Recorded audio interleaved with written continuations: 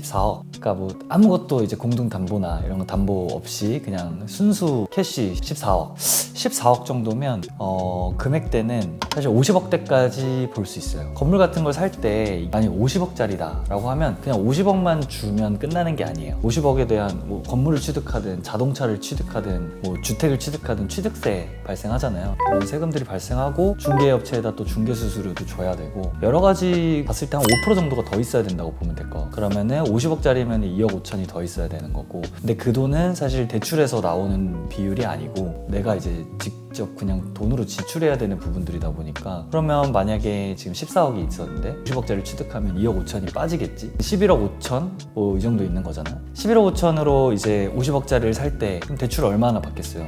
40억 받는 거 아니에요? 38억 5천 받겠네. 그냥 딱 산다고 하면. 근데 뭐 거기 보증금도 있을 거고 건물에 뭐 그런 것들 제하면 한 70에서 80% 정도 대출을 받고 산다고 보면 될 것 같아요. 회수 기간? 이윤을 남기고 내 돈까지 가져올 수 있는, 어쨌든 그건 파는 기간이잖아. 사실 바로도 가능하겠죠. 그러니까 잘 물건을 골라서 샀다라고 하면 많지는 않겠지만 얼마를 먹느냐의 차이인 것 뿐이지, 투자자의 어떤 의지에 따라 달린 거예요. 내가 뭐 1억만 먹고 빠지겠다 하는 건데 뭐 건물 1억 먹으려고 건물 사는 사람들 없으니까, 얼마 벌지 내가 이제 정해놓은 어떻게 50억에 샀으면 내가 이게 70억이면 팔아야지 이런 기준을 갖고 아마 투자를 할 거란 말이에요. 그런 기간들은 딱히 정해진 건 없고 얼마면 팔 거냐라는 그 의지가 가장 중요한 것 같아요. 건물은 사실 너무 잘못 사지만 않으면 마이너스를 보진 않거든. 서울에 있는 건물들 잘 골라서 사면. 그래서 빌딩이라는 재화가 좀 더 각광을 받는 것 같아요.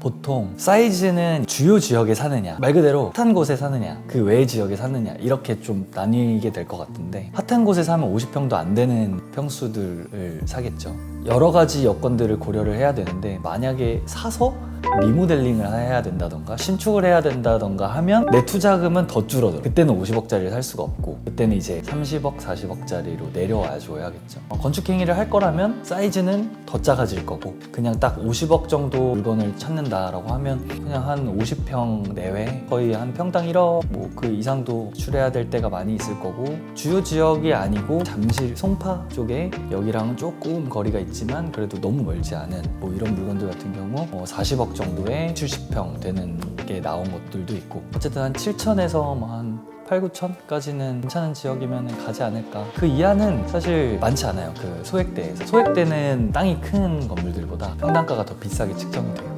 소액대 같은 경우. 강남은 사실 다 어느 정도는 괜찮다, 그러니까 보통은 간다라고 보면 되죠. 그래서 강남에서도 또 주요 지역들이 나뉘기는 하지만 그런 쪽으로 갈 때는 사실 14억으로는 택도 없고, 그리고 근데 이제 그런 거 말고 그래도 잘 골라서 사면 살 수는 있을 것 같아요. 하지만 땅이 굉장히 작겠죠.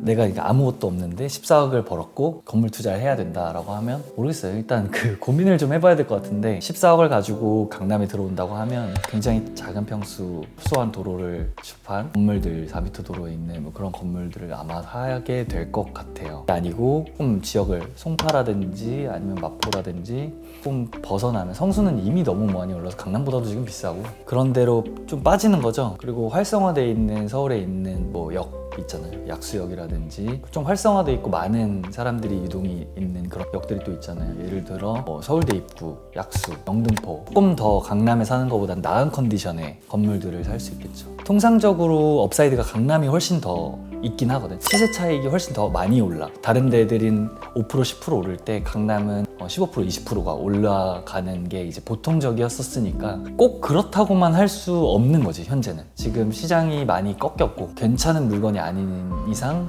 팔리지 않고 있고, 되게 협소한 조건의 건물을 강남에서 산다고 하더라도 차익이 많지가 않을 수도 있다. 차라리 저번에도 말했지만 전통적인 방법으로 부동산을 검토를 해서 뭐 넓은 도로 아니면 뭐 코너, 그리고 정말 사람이 많이 다니고 뭐 이런 여러 가지들 있잖아요. 그냥 부동산이면 저희 윗세대들이 검토를 전통적으로 했던 그런 방법으로 검토를 해서 차라리 외지역에 사는 게 더 업사이드가 있을 수도 있겠다라고 저는 생각을 해요. 지금 나한테 14억이 있는데 뭘 할 거냐, 건물 사야 된다라고 하면 아마 강남에 안 사지 않을까? 나는 강남에 살 거면 만약에 내가 공동담보가 있거나 14억짜리 로또 단총이 됐는데 내가 가진 돈이 더 있거나 아니면 이제 공동담보가 있거나 이러면서 파이가 조금 커지면 그때는 강남에 저는 들어가는 게 맞다고 봐요. 이 돈만 가지고 협소한 건물을 사느니 난 차라리 뱀의 머리가 되겠다. 뱀의 머리가 될 수 있을지 모르겠지만 작은 돈은 아니지만 건물을 투자하기에는 큰 돈도 아니어서 다른 지역에 빠진다고 하더라도 막 엄청 그런 건 아닌데 컨디션은 많이 달라질 것 같다. 이게 임대료에도 차이가 있어요. 그러니까 강남 같은 경우는 수익률이 많이 안 나와요. 임대료도 비싸지만 땅값이 이미 비싸니까 가격 대비 수익률이 안 나온단 말이야. 근데 조금 외지역으로 빠질수록 차이가 조금씩 있어요. 그런 데서 수익률이 좀 임대 수익도 관련이 있는 거지. 대부분 뭐 요새는 이자로 지출이 많이 되겠지만 금리가 좀 많이 떨어지고 하면 임대 수익으로도 뭔가 고정적인 수익을 얻을 수 있는 그런 구조가 되지 않을까.